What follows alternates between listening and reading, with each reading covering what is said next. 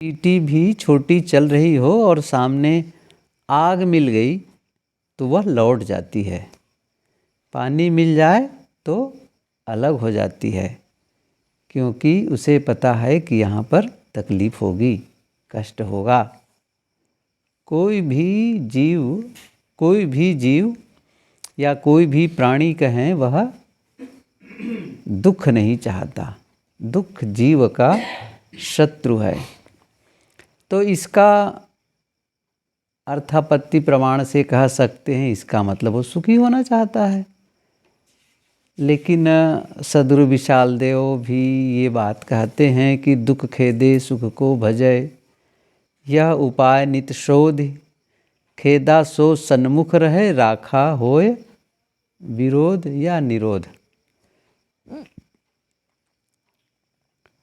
साहब क्या कहते हैं कि हर आदमी दुख को भगाना चाहता। खेदे, जैसे पशुओं को खेद देते हैं, कुत्ता बिल्ली आए तो उसको खेद देते हैं, भगा देते हैं। ऐसे ही दुख खेदे और सुख को भजय। भजने का मतलब है उसे और चाहना, और चाहना। हर आदमी क्या चाहता है कि मेरे जीवन से दुख चला जाए और सुख आ जाए। लेकिन होता क्या है, जिसको खेदता है, जिसे भगाता है, वह सामने आ जाता है, और जिसको रखना चाहता है वो विरोध पड़ जाता है, वो दूर चला जाता है, मिलता नहीं है। तो फिर क्या यह है कि हम लोग कभी सुखी हो नहीं सकते हैं? क्या हम लोगों के जीवन से कभी दुख जाएगा नहीं? देखिए, दुख के कारण नहीं जाएंगे, लेकिन आदमी सुखी हो सकता है। अर्थात जैसे पहले, बहुत पहले ऐसा गुरुदेव जी भी कहा करते थे कि मच्छर बहुत होते थे, अभी भी है मच्छर। तो मच्छर ज़्यादा होने पर क्या होता था, लिखा जाता था कि इन्हें मारो, ये मलेरिया फैलाते हैं। अब मच्छर मारते मारते सरकार थक गई, तब क्या कहने लगी कि मच्छर रहेगा, मलेरिया नहीं। मतलब कोई टीका लगा लो, कुछ कर लो, अपने आप को प्रोटेक्ट कर लो, अपने आप को सुरक्षित कर लो, है ना। जैसे कोरोना काल में, कोरोना तो सर्वत्र था, लेकिन सबको तो कोरोना नहीं हुआ। कई बार तो ऐसा भी सुनने में आया था कि आदमी को पता ही नहीं उसको कोरोना भी हो गया और कोरोना होकर चला भी गया, ऐसा भी आता था, और उसको पता ही नहीं चला कोरोना हुआ था, ऐसे कहा करके। इसका मतलब है उसकी जो रोगों से लड़ने की क्षमता, इम्यूनिटी पावर बहुत स्ट्रांग रही होगी, रोग उसको कुछ नहीं बिगाड़ा। ऐसे ही है, गुरुदेव जी कहा करते थे, रोगों से लड़ने की क्षमता, दूसरा है दुखों से लड़ने की क्षमता। दुख प्रतिरोधक, एक है रोग प्रतिरोधक। रोग हैं, रोग तो हो रहा है, बहुत सारे बीमारियां होती हैं, लेकिन वो आदमी सुरक्षित है, क्योंकि उसने अपने शरीर को ऐसा मजबूत बनाया है, ऐसी चीज़ें उसने की है, ऐसा काम किया है, ऐसा खाया पिया है, जिससे उसके शरीर में रोगों से लड़ने की शक्ति ज़्यादा है। ये बाहर की है, लेकिन अंदर दुखों से बचना है, दुखों से लड़ना, दुख प्रतिरोधक क्षमता, इसे कहते हैं दुख प्रतिरोधक क्षमता। रोग प्रतिरोधक और एक है दुख प्रतिरोधक। इसका मतलब है दुख के कारण रहेंगे कि लोग बोलने वाले मिलेंगे, घटनाएं घटेंगी। जैसे कि देखो, मौसम बदला कि मौसम देखो, बारिश हो गई, वैसा हो गया, जब बारिश की ज़रूरत है तो बारिश नहीं हो रही है। अभी क्या है, इन बातों को लेकर के तो स्वाभाविक रूप से है, कष्ट होता है, तकलीफ़ होती है, दुख होता है। कई छोटी छोटी बातों को लेकर के, अब गए हैं स्टेशन, अब ट्रेन आना चाहिए, तब 1 घंटे लेट, अच्छा 2 घंटे लेट, जैसे 3 घंटे लेट। अब क्या करेंगे? अब इसमें कोई खुश थोड़ी रहता है।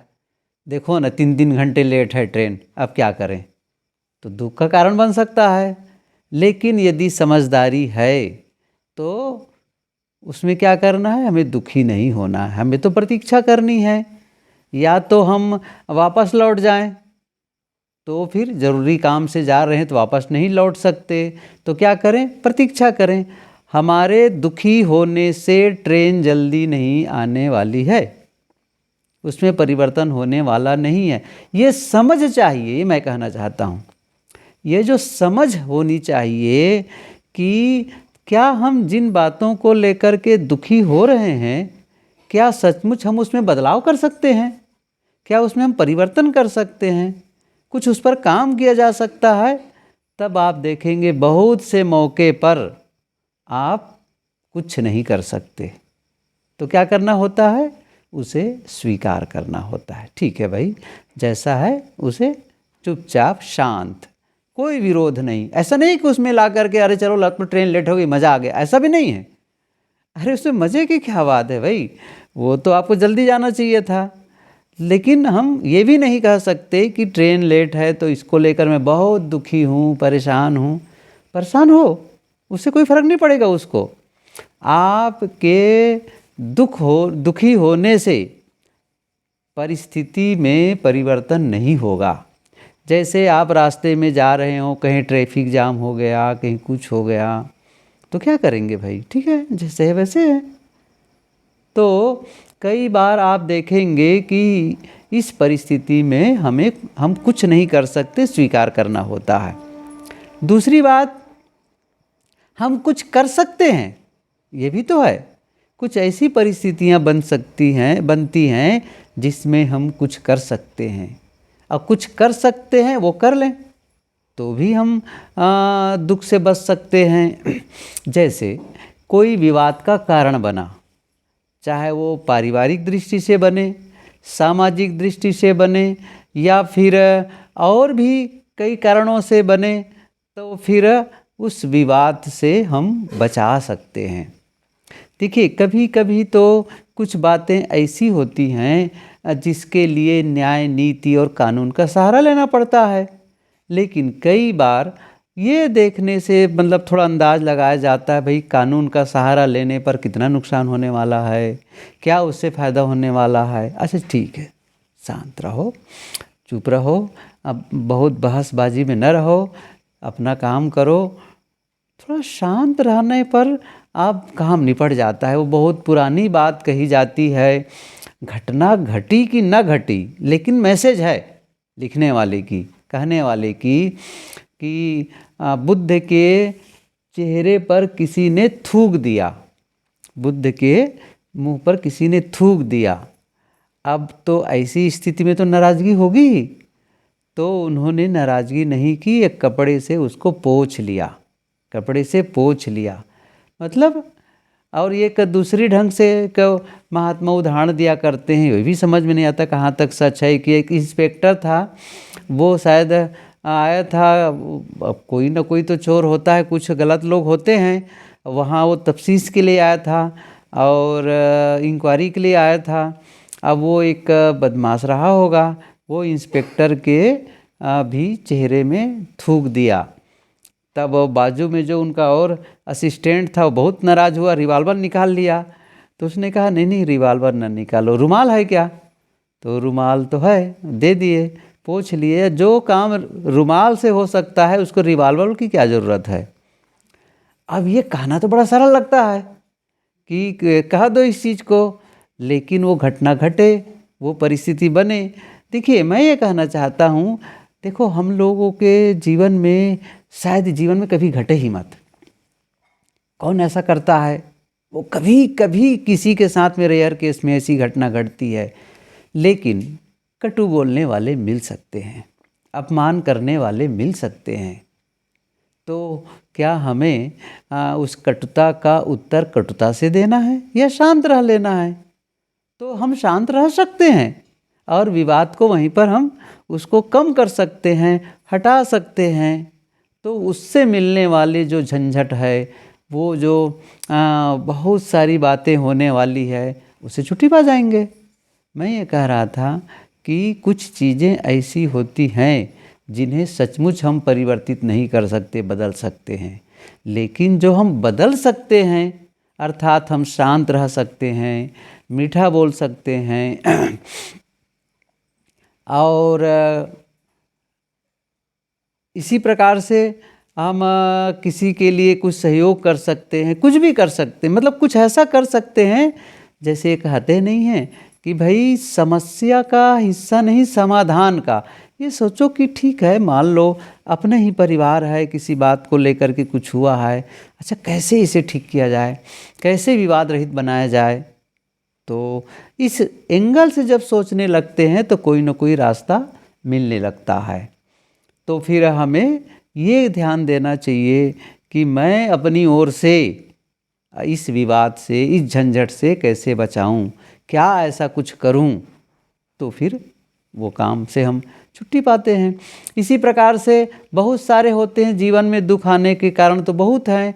अब हम गलत खा पी करके अपने स्वास्थ्य को खराब कर लिए, तो उतना तो हम कर ही सकते हैं भाई, उस खान पान को सुधार लें और हम उस दुख से बच सकते हैं। गलत लोगों की संगत करने लग गए तो फिर गलत लोगों की संगत से गलत आचरण बनता चला गया, उससे तो बच सकते हैं कि नहीं भाई गलत लोगों की संगत नहीं करने का है। अब हम आलस्य करते हैं, अपने ही काम को करने में डिले करते हैं, टाल मटोली करते हैं, भाई ये काम कर लेना चाहिए। अब जैसे एक मोटा उदाहरण बताऊं, बिजली बिल पटाना है, मान लो, कल्पना करिए। अब बिजली बिल का ये भी पता है, उसी के साथ लिखा रहता है, जब बिजली बिल आता है उसमें लिखा रहता है अंतिम डेट कब है, भाई इसकी तारीख अंतिम है, लिखा है। अब पता है, अच्छा सबको पता है, पहले पटा देने पर लंबी लाइन नहीं लगेगी, अंतिम दिन जाओगे तो लंबी लाइन रहती है। तो सब लोग फिर जब पहले ही, अच्छा पैसा ऐसा नहीं है कि आप पहले पटा देंगे तो पैसा ज़्यादा लगेगा, अंतिम में पटाएंगे तो कम लगेगा, ये भी नहीं है। उसमें फिक्स अमाउंट है, इतना ही पैसा देना है, तो आप उसी को 10 दिन पहले पटा दो। अब वो टाले चले जा रहे हैं, अब कहाँ तक टाल दिए, अंतिम तक के। अब देखिए इसमें क्या हो, अरे भाई जो काम हमको करना है उसके लिए हम टाल मटोली क्यों करें, आलस्य क्यों करें। ये एक उदाहरण दिया बिजली बिल, चाहे वो खेत का काम हो, चाहे वह ऑफिशियल काम हो, चाहे वो पारिवारिक काम हो, कोई भी ऐसा काम हो जिसको जल्दी किया जा सकता है, तो उससे होने वाली परेशानी से, देरी करने से जो परेशानी आने वाली है उसे तो हम बच सकते हैं। ये छोटी छोटी चीज़ें भी हम जीवन में धारण करते चले जाएं तो फिर हम बड़ी चीज़ों के लिए भी योग्य हो जाते हैं, वो बड़े काम भी कर सकते हैं। तो सुखी जीवन के लिए हमको कोई बहुत बड़ा ज्ञान की ज़रूरत नहीं है, समझदारी की ज़रूरत है। समझदारी की ज़रूरत है कि भाई सभी लोग तो इतना अच्छा नहीं कर पाएंगे। अपने ही लोग, कई बार आप देखेंगे कि जिनको आप बहुत समझदार मानते हैं, ऐसे समझदार लोग भी जिनके बारे में विश्वास होता है बहुत बढ़िया है, बहुत अच्छा करता है, उनसे भी नासमझी भरी गलती हो जाती है। अब क्या करोगे, तो क्या करना है, ऐसी स्थिति में अपनी समझदारी दिखानी चाहिए। नहीं तो ऐसा ना हो कि वो नासमझी भरा किए और हम भी नासमझी भरा काम किए, उसने गलती की, दूसरी गलती हमने भी कर दी, तो क्या हो गया, दो गलती मिल करके एक सही नहीं होता है। मान लो उसके, जैसे एक उदाहरण बताऊं, किसी के घर का ही कोई सदस्य हो, कोई सामान एक जगह से उठाकर दूसरी जगह ले जा रहा हो और वो सामान गिर गया। अच्छा जानबूझ के भी नहीं गिराया था, वो धोखे से गिरा, सामान टूटा, खराब हो गया। अच्छा मान लो उनकी गलती हो गई, ठीक है, सावधानी नहीं बरती, गलती हो गई। अब उस पर जा कर के आपने क्या किया, इतनी डांट लगानी शुरू कर दी, इतना फटकार शुरू कर दिए, इतना क्रोध में आ गए। अब क्या हो गया, अच्छा तो क्या सामान ठीक हो गया, नहीं। अच्छा थोड़ी कि सामान ठीक हो गया उतने मात्र से। जब आपको पता है कि इस प्रकार मेरे चिल्लाने से, डांट फटकार करने से सामान फिर से ठीक होने वाला नहीं है, तो फिर क्या मतलब निकलता है। अच्छा उनको भी पता है कि मेरे से गलती हो गई है, उनको भी पता है, अब उस गलती आप उसने गलती हो गई, उससे गलती हो गई, अब आप एक गलती और कर रहे हैं चिल्ला करके, अर्थात आप घर के वातावरण में और एक प्रकार से प्रदूषण फैला रहे हैं, एक प्रकार से और वेग बढ़ा रहे हैं, उद्वेग पैदा कर रहे हैं। तो इससे शांति नहीं मिलेगी। हो गई गलती, बात समझ में आ गई, अभी कुछ नहीं, समय से कहना है देखो किसी काम को सावधानी से करो तो फिर इस प्रकार नुकसान नहीं होगा, आपको तकलीफ नहीं होगी, ये बड़े स्नेह से कह सकते हैं। तो इतना तो हम लोग कर सकते हैं, लेकिन उतना भी नहीं कर पाते हैं तो क्या होगा, फिर वो अब उसके मन में भी आक्रोश हो जाएगा, देखो ना इतना मेरे से गलती हो गई, भूल हो गई, इसको लेकर कितना चिल्लाने लग गए पापा जी, या कोई भी घर का सदस्य हो, इतना चिल्लाए उतना चिल्लाए। अब आपके प्रति उनके मन में जो श्रद्धा की भावना होनी चाहिए, जो आदर का भाव होना चाहिए था, वो भावना उतनी नहीं रह जाएगी फिर। लेकिन आपने स्नेह दिखाया, आपने प्रेम दिखाया, तो उनकी भावना कैसे होगी, देखो मेरे से इतनी बड़ी गलती हुई, इसके बावजूद उसने कुछ नहीं बोला बल्कि प्रेम से ही समझाया है। माहौल अच्छा बन गया घर का, हर चीज़ बढ़िया होता चला गया। तो कहने का मतलब यह हुआ कि हम सभी इंसान हैं, इंसानी भूल हुआ करती हैं। उन भूलों को लेकर के हमें इतना उद्वेगित और इतना आंदोलित नहीं हो जाना चाहिए कि हम पूरे वातावरण को विषाक्त बना डालें। स्वयं शांत रहना सीखें, दूसरे की अशांति को भी हम शांत रहने के लिए, जो कहते हैं ना, आग लग गई हो तो आग में पेट्रोल ना डालें, पानी डालें। अरे किसी कारण से हो गया तो फिर शांत करने का, माहौल को शांत करने का काम करें। तो और भी ये छोटी छोटी बातें, बहुत सारी बातें जीवन में आप खुद देखें, अच्छा इसमें मैं क्या अच्छा कर सकता हूँ, इतनी सी बात देखना है। अच्छा 2 भागों में मैंने बांटा अभी इस चीज़ को, अच्छा क्या है जो मैं इसके बारे में कुछ नहीं कर सकता। कुछ ऐसी घटनाएं होती हैं, कुछ ऐसी बातें होती हैं, परिस्थिति ऐसी बनती हैं जिसमें आप कुछ नहीं कर सकते। तो क्या करना है, इंतज़ार और स्वीकार। कई बार ऐसा होता है, वैसे बहुत तूफान आ गया अचानक, अब तूफान आ गया तो क्या करेंगे, तूफान को रोकोगे कैसे, आने दो भाई, ठीक है, शांत रहो उस समय, फिर जो उस समय जैसी भी परिस्थिति बनी उसको करो। कुछ भी हुआ हो तो, कोई भी ऐसी परिस्थिति बनी जिसे आप नहीं बदल सकते, शांत और स्वीकार भाव। लेकिन जिसे आप बदल सकते हैं, चाहे वह दूसरों की गलती ही क्यों ना हो, आप हम सबको सोचना है अच्छा इसमें मैं क्या अच्छा कर सकता हूँ जिससे वो माहौल में परिवर्तन आ जाए, मेरी ओर से मैं क्या अच्छा कर सकता हूँ, जो संभव है वह करना, या व्यक्तिगत रूप से अपने जीवन में मैं क्या अच्छा कर सकता हूँ, दूसरों के लिए क्या अच्छा कर सकता हूँ। ये चीज़ों पर, इन सब चीज़ों पर ध्यान देने लगेंगे तो फिर क्या होगा, निश्चित रूप से, क्यों, एक तो हमारे मन में वो जो उसके प्रति जो आक्रोश है, उस बात को लेकर के बहुत बड़ा आंदोलन है, वो जो इंटेंसिटी है ना, उसकी जो तीव्रता है ना, वो नहीं रहेगी फिर।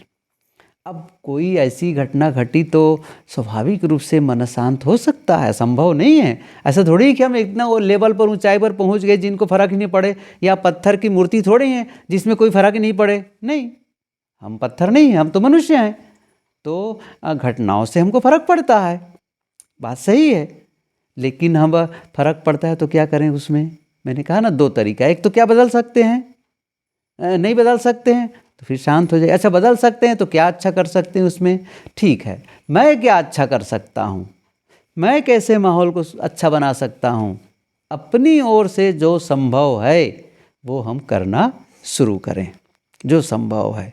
तो क्या होगा, ठीक है, नहीं भी हुआ तो भी लगेगा मैंने भैया अपनी ओर से तो पहल की, नहीं हो पाया, आपको संतुष्टि मिलेगी, आपको अच्छा लगने लग जाएगा। तो ये छोटी छोटी बातें यदि हम जीवन में परिवर्तित करने लगते हैं और इसके लिए हम ज्ञान हासिल करने लगते हैं, बहुत सारे, यदि आप ढूंढने लगें बहुत सारे उदाहरण मिलने लग जाते हैं। बहुत ही घटना, जैसे इसको कहते हैं ना कि पॉजिटिव मेंटल एटीट्यूड, जो मानसिक, जो हमारी नज़रिया है वो सकारात्मक होना चाहिए। जैसे कोई आदमी जा रहा हो और एक्सीडेंट हो गया, और एक्सीडेंट हो गया और उसके एक पैर की हड्डी टूट गई। अब टूट गई, इसमें तो खुश होने वाली कोई बातें नहीं है, क्या अच्छा सोचेंगे। लेकिन अच्छा भी ये सोचा जा सकता है कि कई बार दुर्घटना घटती है तो आदमी मर जाता है, ऐसी भी घटनाएं देखी जाती है। अच्छा चलो मेरा एक पैर की हड्डी टूटी है और कुछ दिन में ठीक हो जाएगी, ऐसा भी होता है। और हड्डी टूटी है, ठीक भी हो जाएगा, बाकी तो ठीक है, बाकी तो ठीक है।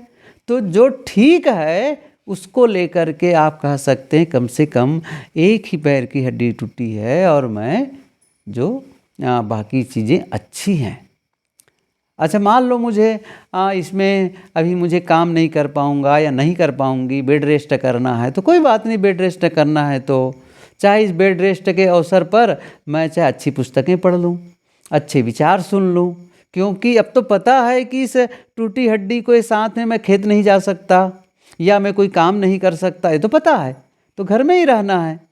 अब ऊब लगी घर में नहीं, आप प्रवचन बढ़िया सुन सकते हो, बढ़िया से आप विचार सुन सकते हो, पढ़ सकते हैं। और हो सकता है आपको 2 महीना या 1 महीना जितना भी समय हो, इतना ज्ञान आप हासिल कर लेंगे पढ़ और सुन करके, कई लोग उसको जीवन भर नहीं कर सकते हैं, ये भी हो सकता है। हो सकता है वो आपके लिए टर्निंग पॉइंट हो जाए, ऐसा ज्ञान मिल गया जिससे आपका जीवन में ही परिवर्तन आ जाए। तो जिसे आप हड्डी टूटने को लेकर दुखी मना रहे थे, हो सकता है वहीं से जीवन में कुछ नया अध्याय जुड़ जाए, नए ज्ञान के साथ में जीवन का नया परिवर्तन के लिए हम दिशा बदल सकें, ये भी हो सकता है। तो ये सब बातें हम देखने लगते हैं तो जीवन में हम सुखी होने लग जाते हैं, क्योंकि हम तो देखते हैं कि बहुत ऐसे लोग हैं जिनके दोनों पैर नहीं हैं, दोनों हाथ नहीं हैं, आँख नहीं, ऐसे भी तो लोग हैं। ये इधर उत्तर प्रदेश में एक ज़िला है मैनपुरी ज़िला, वहाँ पर एक गांव है, गांव अब तो कस्बा हो गया समझो, कुरावली। वो आपकी इलाहाबाद के कार्यक्रम में माता जी आई थी, कुरावली भी हर साल आती ही है, वो पंडितानी है। और वो उनके उस गांव में मैं गुरुदेव जी के साथ गया भी हूँ, कार्यक्रम भी हुआ है वहाँ। वहीं का एक युवक था जिसका नाम है क्या तिवारी, जिसके एक्सीडेंट में ट्रेन में दोनों पैर कट गए हैं। हाँ हाँ, मनोज तिवारी, क्या तिवारी नाम भूल गए। देखो दोनों पैर कट गए, दोनों हाथ कट गए, उसके एक हाथ की इतना ऐसा और एक हाथ में केवल ऐसे 3 उंगली शायद बची या 2 उंगली बची रही, बस बची है अभी। और वो इतना निराश ही, कोरोना के पहले की बात थी, बहुत ही स्थिति खराब हो गई। और कुछ नहीं, उनका पिता क्या करता है, सिलाई मशीन करते, तो आए थे बता रहे थे, खुदे बोले उस चीज़ को। जब वहाँ से वापस आ गए कोरोना में, सब अपना घर आना पड़ा, तो कोई हम इंतज़ार करते थे कोई एक अपना फटा पुराना कपड़ा ले आए, सिलवा ले और कुछ पैसा दें तो कुछ हम खरीद करके सब्जी वगैरह ला करके बनाएंगे, यही स्थिति थी। लेकिन वो लड़का मेहनत करता चला गया, मेहनत करता चला गया और अब IAS अफसर हो गया। IAS अफसर की परीक्षा पास कर ली वो खुद बता रहा था, मतलब अब वो कलेक्टर बन गया समझ लो। तो अब देखिए अब वो कैसे करता, वो तो कई बार सोचा कि अब तो बेकार हो गई मेरी ज़िंदगी, ये हो गया वो, ऐसे भी होता रहा उनके लिए। लेकिन उसी में तब भी, इस परिस्थिति में भी आदमी इतना अपने आप को सफल बना सकता है। मैं तो ये कह रहा था कि जीवन में विकट परिस्थितियाँ आती हैं, हम सबके भी जीवन में आती है। और कई बार आप देखेंगे कि दुनिया में जितने लोग विभिन्न तरीके से परेशान हैं, हम तो बहुत अच्छे हैं उसके हिसाब से, बहुत बढ़िया है।